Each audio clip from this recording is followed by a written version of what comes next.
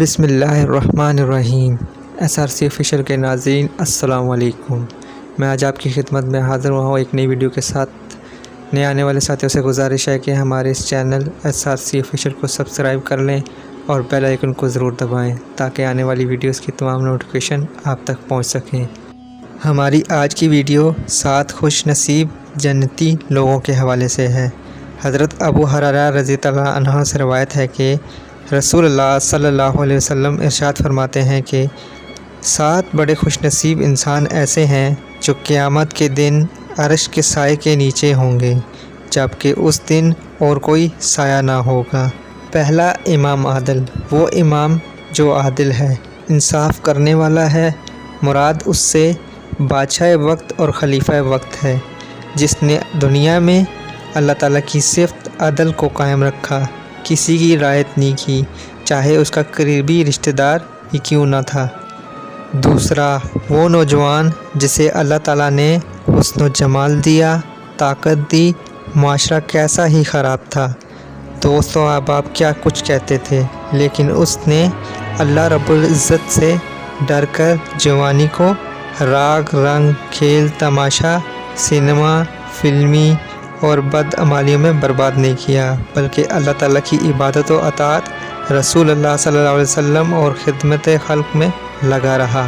تیسرا، وہ مرد جس کا دل مسجد کے ساتھ چمٹا ہوا ہے، جب مسجد سے نکلتا ہے تو واپس مسجد میں جانے کی خواہش کرتا ہے، یعنی ابھی ایک نماز باجماعت سے فارغ ہوا تو دوسری نماز کی فکر ہے، مثلاً صبح کی نماز پڑھی تو دل میں خواہش ہے۔ چوتھا، وہ شخص جو عرش کے سائے میں ہوگا، فرمایا وہ 2 آدمی جو آپس میں اللہ تعالیٰ کی رضا کے لیے محبت کرتے تھے، ملتے وقت بھی اور جدا ہونے کے وقت بھی دونوں کے دلوں میں محبت کے جذبات ہوتے ہیں۔ پانچواں، ہر مسلمان مرد ہو یا عورت جس نے اللہ تعالیٰ کو یاد کیا، خلوت میں بیٹھ کر